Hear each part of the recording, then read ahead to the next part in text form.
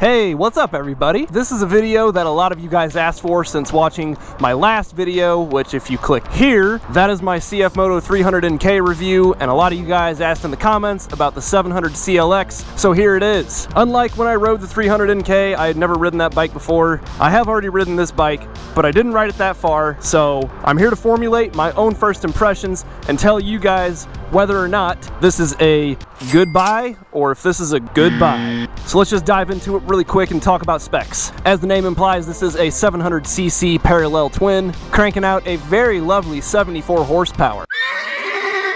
Full LED lighting up front looks amazing. I'm gonna flip this key on right quick and let you guys take a look at that. Let's throw the hazards on. Turn signals look great. The headlight looks awesome, and running with that theme of a mudguard instead of a tail tidy, just like in my last video, this cleans up the body lines so much and looks far and away superior than what the Japanese guys offer.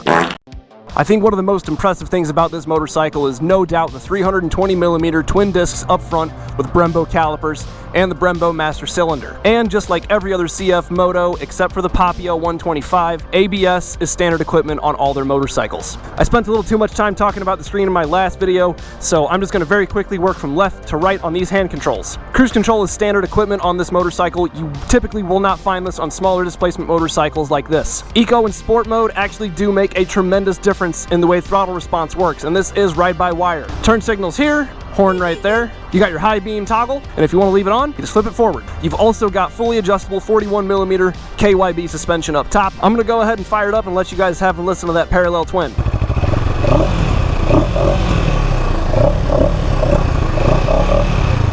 One really minor design feature that I really like about this bike is how the frame actually comes through the bodywork here. I think that's super slick, really unique looking. Before I ride, I'm going to do some action shots with some slow-mo and some sweet music.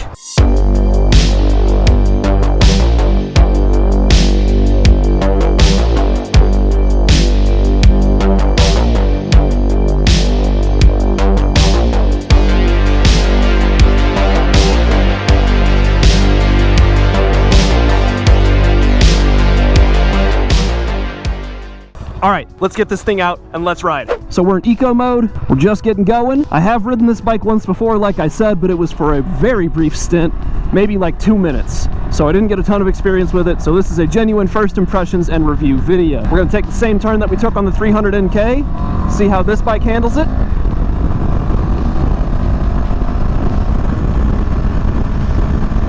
Oh, beautiful. That felt even better than the 300. As it should. It does have bigger forks and better suspension, so it should feel better, and it does. So, if you're thinking of moving up the ladder in the Cfmoto line, this bike makes sense if you're going from a 300 to that next step up. The bar end mirrors work awesome. We've got that great Cafe Racer neo retro styling. This looks like something that they took out of the 1950s and catapulted it into 3022, and they brought all sorts of cool styling, LED lights, and great looks. I will say eco mode on this throttle, since it is ride-by-wire, unlike that 300NK, which, by the way, I messed up on that. I kind of spread some misinformation unintentionally.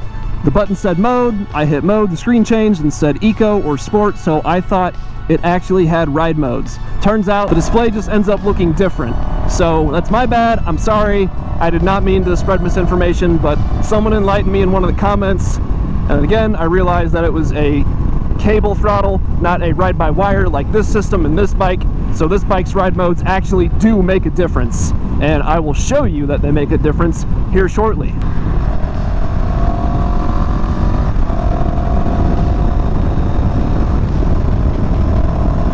So even though these are clip-on style bars, usually you associate clip-ons with something like a Super Sport or a Cafe Racer, obviously, and they're not the most comfortable because they pull you forward, and a lot of the time your feet are going to be more rear set. But I gotta say, my feet are in a neutral position.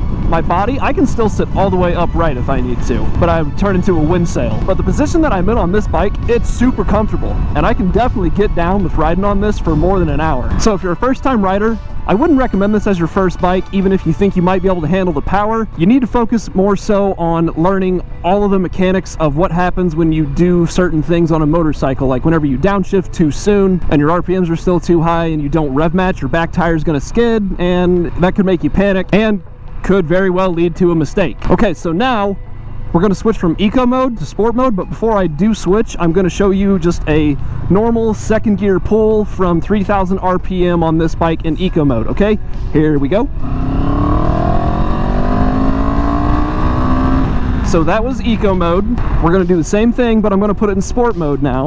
All right, now 3,000 RPM in sport mode. Here we go.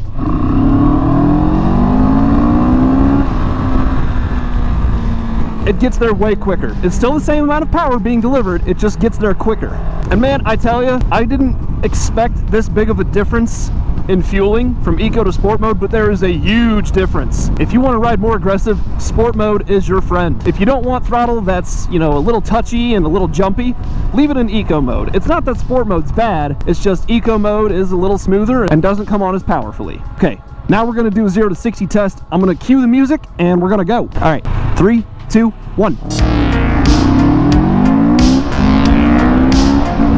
60.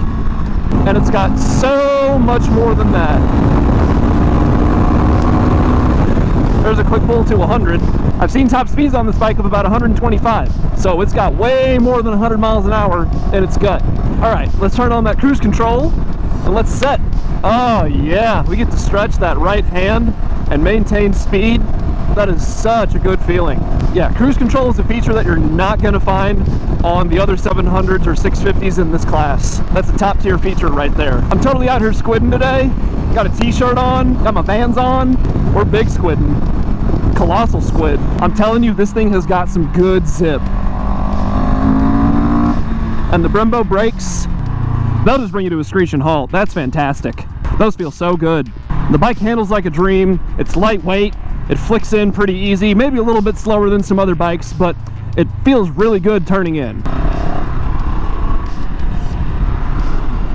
All right, let's test that ABS. Here we go.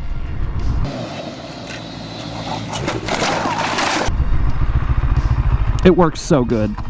That is some good ABS right there. That's phenomenal. As per usual, does this bike wheelie?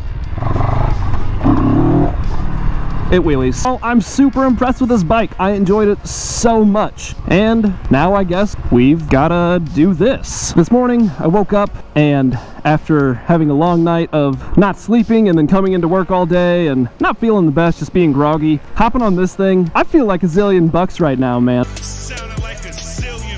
This thing is awesome. That engine has got so much character, so much soul, and it just sings to you while you're riding it. Sport mode, eco mode, it doesn't matter. You can have a great time in either ride mode, and the fact that you can change them to be tiered more for whatever scenario you're in, whether it be out in the city streets, out on the back roads, it's got a fuel map that works for whatever you want it to do. And the Brembo brakes feel amazing, and the adjustable KYB suspension did its job, making sure that I didn't feel anything underneath of me on the road, save for a few times where the road connects together with another road and you get that little bump. Sure, you feel that, but what bike doesn't? ABS felt great. The Brembo brakes felt amazing. The styling is top notch. So now I've just got to tell you whether or not this is a good buy or goodbye. And my final verdict is...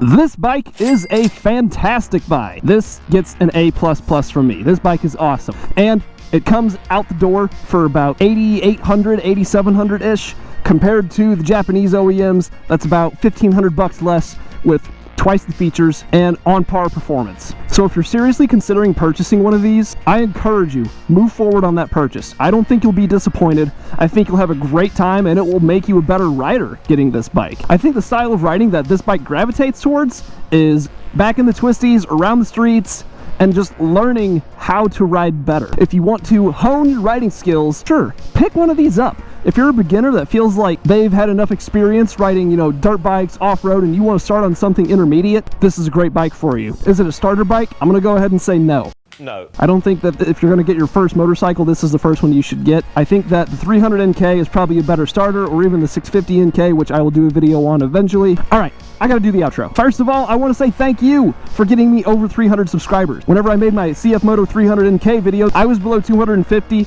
and now I'm over 300 and well on my way to 350. The goal for the end of the year is 500, but for everyone who's currently subscribed, thank you so much. 99% of my viewers are not subscribed, so please consider hitting that subscribe button, leaving a like on this video, and if you want to see more videos from Cfmoto motorcycles in the future, please let me know which one you want to see next. Put it down in the comments and let me know. That's going to go ahead and wrap up this video. I want to say thank you so much for watching. Have a great day and ride safe.